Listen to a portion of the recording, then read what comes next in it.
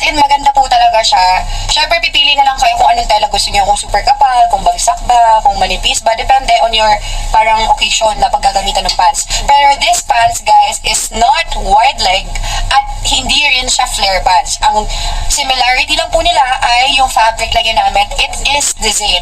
Guys, parehas lang po yan.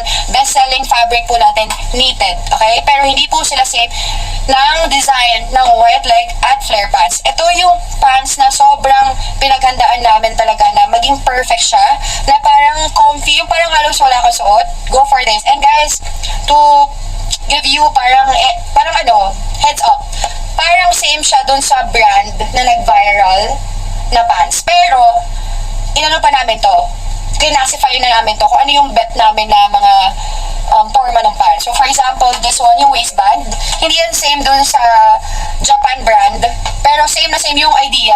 Pero,